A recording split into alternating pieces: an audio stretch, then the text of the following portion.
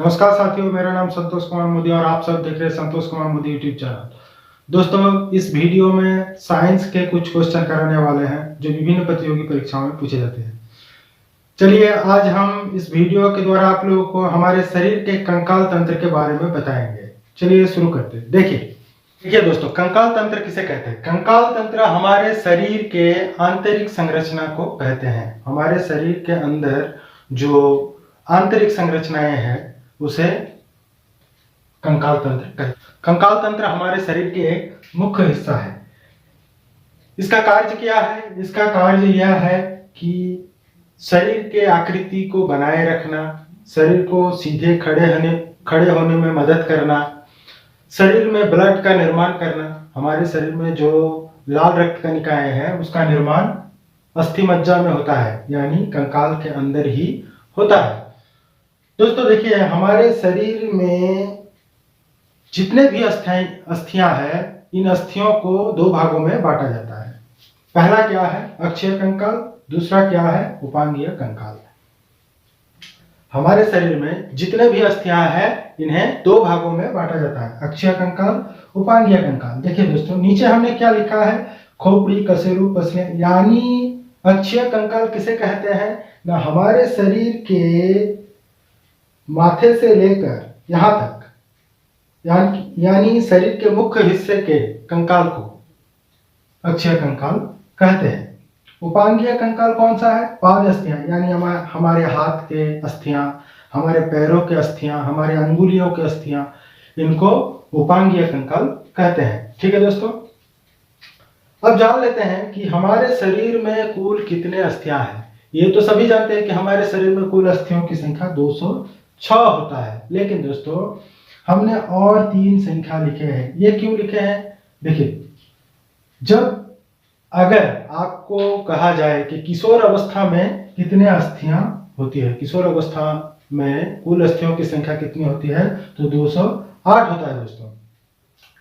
अगर कहा जाए आपको कि जब नवजात शिशु का जन्म होता है उस समय उसके शरीर के अंदर कितने अस्थियां रहता है, तो 270 अस्थियां रहता है। ठीक, जब नवजात शिशु धीरे धीरे बाल्यावस्था में बदल जाता है तो उसके शरीर में अस्थियों की संख्या बढ़ जाता है, क्योंकि जब वह जन्म लेता है तब उसका शरीर एकदम कोमल रहता है, धीरे धीरे उसमें मजबूती आ जाता है। मजबूती आने के कारण कुछ अस्थियों की संख्या बढ़ जाता है, तब उसके शरीर में अस्थियों की संख्या कितना हो जाता है? 350 हो जाता है। फिर धीरे धीरे घटने लगता है। क्यों घटने लगता है? क्योंकि धीरे धीरे हमारे शरीर का घनत्व बढ़ने लगता है, अस्थियां मजबूत होने लगते हैं, एक अस्थि दूसरे अस्थि से जोड़ने लगते हैं, इसीलिए धीरे धीरे अस्थियों की संख्या घटते जाता है। नवजात शिशु जब जन्म लेता है तब उस समय उसके शरीर के अंदर कितने अस्थियां रहता है? 270 अस्थियां रहता है। धीरे धीरे उसके अस्थियां बढ़कर कितना हो जाता है? 350 हो जाता है, क्योंकि उसके शरीर का मजबूती बढ़ जाता है, इसलिए अस्थियों की संख्या बढ़ जाता है। पुनः घटने लगता है। किशोर अवस्था आ जाने के साथ साथ उसके शरीर के घनत्व बढ़ जाने के कारण, एक दो अस्थियां जोड़ने के कारण घटकर कितना हो जाता है? किशोर अवस्था में कुल अस्थियों की संख्या 208 हो जाता है।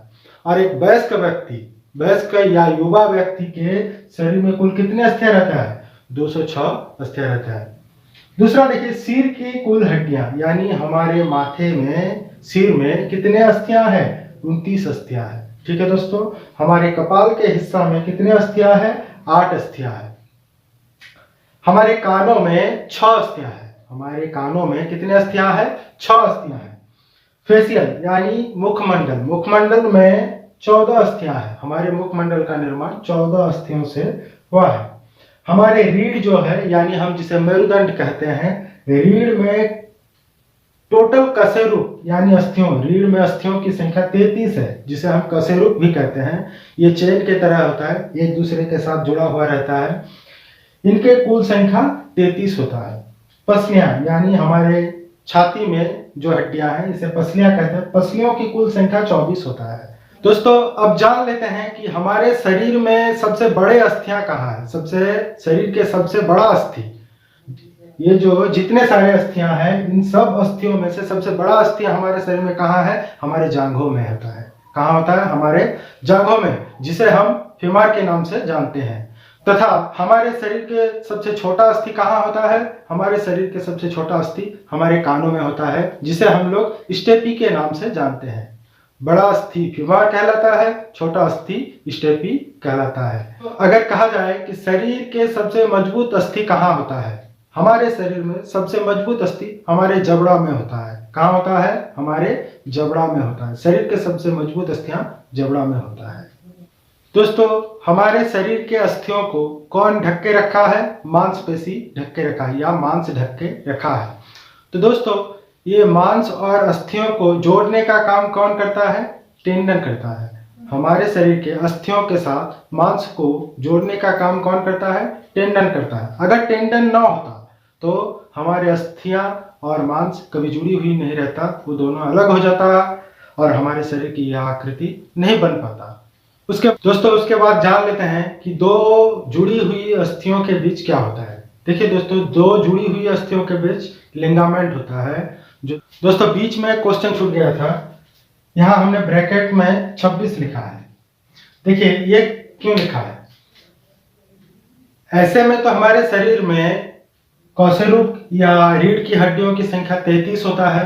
जब वयस्क हो जाता है व्यक्ति, तब उसके अस्थियों में विकास हो जाता है।